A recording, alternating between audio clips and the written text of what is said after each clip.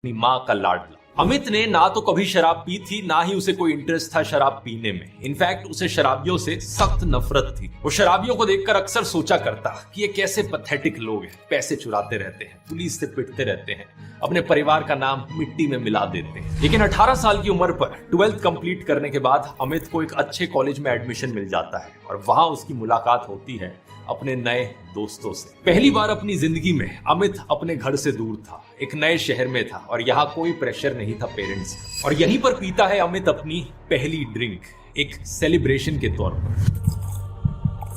बात क्या थी कि कॉलेज के पहले टेस्ट में अमित के बड़े अच्छे नंबर आए थे। उसके नए दोस्त ये देखकर उससे बड़ा इंप्रेस्ड हो गए। उसे इनवाइट करते हैं फ्राइडे नाइट को एक पार्टी के लिए, एक सेलिब्रेशन के तौर पर। यहीं से ही धीरे धीरे उसकी ओकेजनल ड्रिंकिंग शुरू हुई। रेगुलरली इन पार्टीज को अटेंड करने की वजह से उसने नए दोस्त भी बनाए, उसे एक गर्लफ्रेंड भी मिल गई। लेकिन देखते देखते ये ओकेजनल ड्रिंकिंग वीकेंड ड्रिंकिंग में बदल गई। हर फ्राइडे शाम को ये ड्रिंक करने लगता।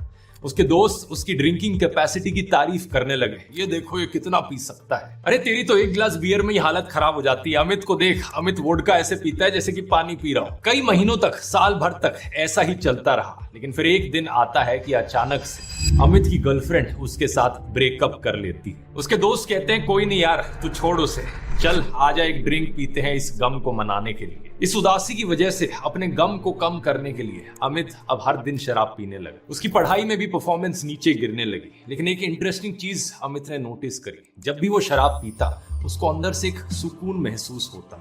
ये सारी टेंशन, ये सारा स्ट्रेस वो भूल जाता। ये फीलिंग सिर्फ अमित को स्पेशली नहीं होती थी। ये चीज साइंटिफिकली प्रूवन है कि जो लोग रेगुलरली शराब पीते हैं इस तरीके से, एक्चुअली में उन्हें सुकून महसूस होता है। जो टेंशन उनके मन में होती है, दिल में होती है, वो सब दूर हो जाती है टेम्पररी। लेकिन दिक्कत यह है कि टाइम के साथ साथ सेम लेवल का वो सुकून पाने के लिए अल्कोहल का और ज्यादा अमाउंट कंज्यूम करना पड़ता है। एग्जैक्टली इसके पीछे क्या साइंटिफिक रीजन है, इसकी आगे हम वीडियो में बात करेंगे। लेकिन अमित ने एक और चीज एक्सपीरियंस करी। इस सुकून की फीलिंग के करीब 6 से 8 घंटे बाद उसकी सैडनेस वापस लौट आती और फिर उसे पछतावा होता, अपने ऊपर शर्म आती और एंजाइटी और पैनिक अटैक्स भी देखने को मिलते। जब अमित अपने घर वापस लौटा तो उसके माँ बाप उसे देखकर हैरान थे।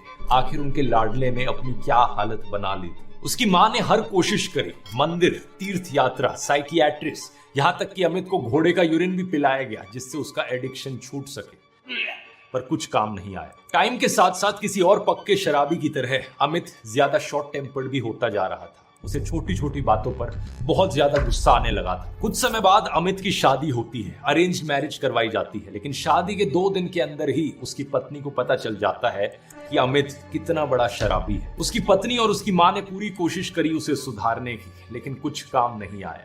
और फिर एक दिन अमित का झगड़ा होता है अपनी पत्नी के साथ और इस झगड़े में वो गुस्से में आकर अपनी पत्नी पर हाथ उठाता है और घर में टीवी तोड़ देता है। अगली सुबह जब वो अपने हैंगओवर में उठा तो उसे देखने को मिलता है कि उसकी माँ और पत्नी सामान पैक कर रही थी। उसकी माँ सीधा उसे कहती है, मैं अपनी बहू के साथ नौकरानी बन जाऊंगी पर तेरे साथ नहीं रहूंगी। ये कहानी दोस्तों एक सच्ची घटना पर आधारित है। मैंने उस इंसान का नाम बदल दिया है, अमित कर दिया, उसकी प्राइवेसी को प्रोटेक्ट करने के लिए।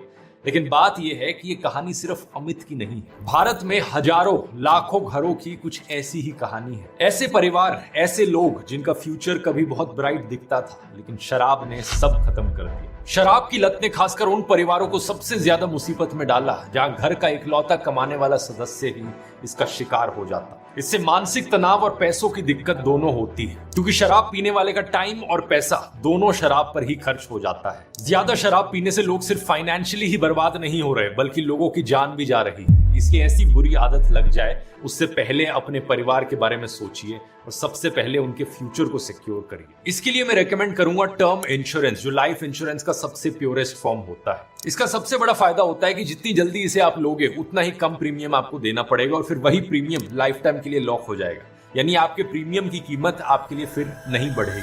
आप में से बहुत से लोग जो ओकेजनली शराब पीते होंगे शायद इस कहानी को सुनते हुए सोच रहे हो कि थैंकफुली मैं एक एडिक्ट नहीं हूँ, मैं कभी कभार शराब पीता हूँ लेकिन मैं एक शराबी नहीं हूँ। अगर आप ऐसा सोचते हैं तो इस वीडियो को देखने के बाद आपकी आंखें खुलने वाली है। एक्चुअली में शराब कितनी हानिकारक है आपके लिए, क्या है सेफ लिमिट अल्कोहल को पीने की, आखिर शराब से नशा क्यों होता है और बियर, वोडका, विस्की और रम इन सब में क्या फर्क है? आइए जानते हैं इन सभी सवालों के जवाब गहराई से आज के इस वीडियो में।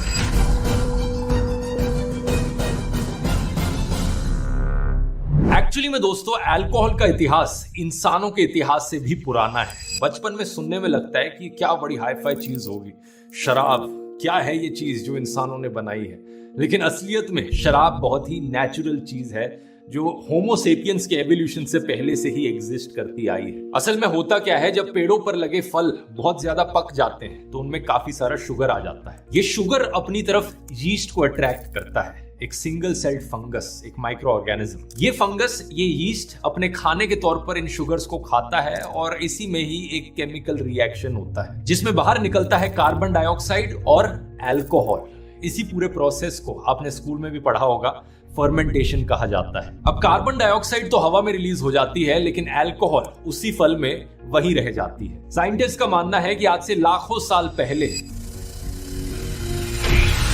जो इंसानों, बंदरों और एप्स के पूर्वज रहे होंगे, उन्होंने पेड़ों पर इन ज्यादा पके हुए फलों को देखा होगा और गप गप खा गए होंगे। शुरुआत में उन्हें थोड़े चक्कर आते होंगे, थोड़ा लड़खड़ाते होंगे, लेकिन कई हजारों सालों के एवोल्यूशन के बाद उनके अंदर टॉलरेंस बढ़ गया होगा इन फर्मेंटेड फ्रूट्स को खाने का। और इसी वजह से आज के दिन इंसानों के अंदर काबिलियत आ पाई होगी शराब को टॉलरेट करने की, शराब को पसंद करने की।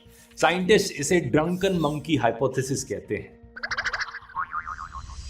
ये अभी भी एक हाइपोथेसिस है जिसे 100% प्रूव नहीं किया गया है, क्योंकि वाइल्ड फ्रूट्स में जब फर्मेंटेशन होता है, जो अल्कोहल का अमाउंट बनता है वो बहुत कम होता है। 2% से कम अल्कोहल होती है इन वाइल्ड फ्रूट्स में फर्मेंटेशन के बाद। लेकिन इंसानों के आने के बाद ये भी इमेजिन करना मुश्किल नहीं है कि और किन नेचुरल तरीकों से फर्मेंटेशन हुआ होगा। आर्कियोलॉजिस्ट को चाइना के हेनान प्रोविंस के प्राचीन गांव जियाहू में 7000 BC के मिट्टी के बर्तन मिले हैं, जिनमें उन्होंने निशान देखे चावल, अंगूर और शहद से बनी ड्रिंक्स के। इसी तरह इजराइल पैलेस्टीन के हाइफा की एक प्री हिस्टोरिक केव में भी 13,000 साल पुरानी बियर के सबूत मिले हैं।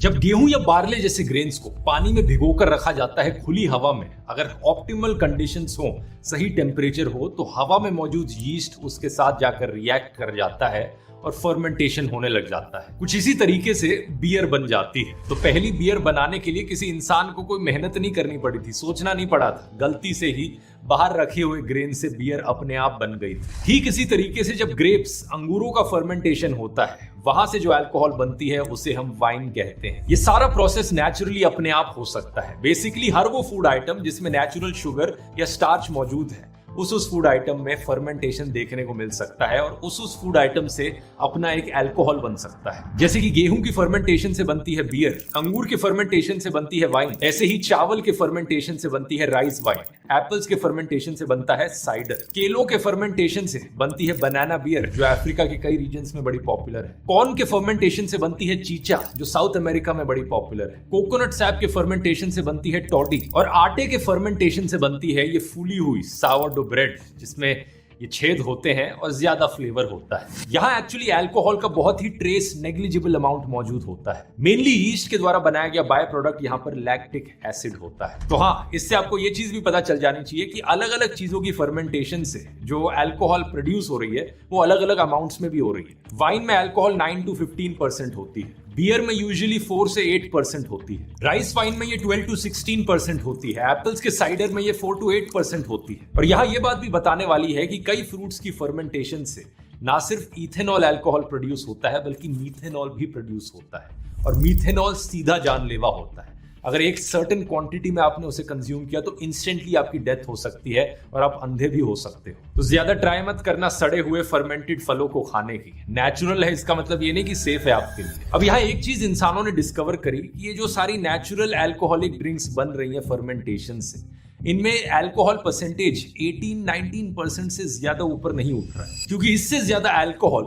यीस्ट के लिए टॉक्सिक हो जाता है जिससे वो मर जाती है, और ऐसा होने से फर्मेंटेशन का प्रोसेस अपने आप ही रुक जाता है। तो ये देखकर किसी ने तरीका सोचा कि अगर आप उस बनी हुई अल्कोहल को और गर्म करके उबालने की कोशिश करते हो तो अल्कोहल पानी से ज्यादा जल्दी गर्म होकर भाप बन जाती है, और अगर आप उस भाप को कैप्चर कर लो और फिर उसे पकड़कर ठंडा कर लो तो एक्चुअली में जो लिक्विड बचेगा उसमें अल्कोहल की और भी ज्यादा परसेंटेज मौजूद होगी, वो बहुत ज्यादा हार्ड अल्कोहल होगी। इस प्रोसेस को कहते हैं डिस्टिलेशन, और इसी से ही जाकर बनी स्पिरिट्स जैसे कि विस्की, रम, वोडका और ब्रांडी जैसी ड्रिंक्स। इन सभी में अल्कोहल परसेंटेज अब 30, 40, 50, 60% तक पहुंच सकता है। अगर आपको स्पेसिफिकली नामों के मतलब समझने हैं तो वाइन को डिस्टिल करके बनी ब्रांडी, बियर को डिस्टिल करके बनी विस्की, शुगर केन के फर्मेंटेशन प्लस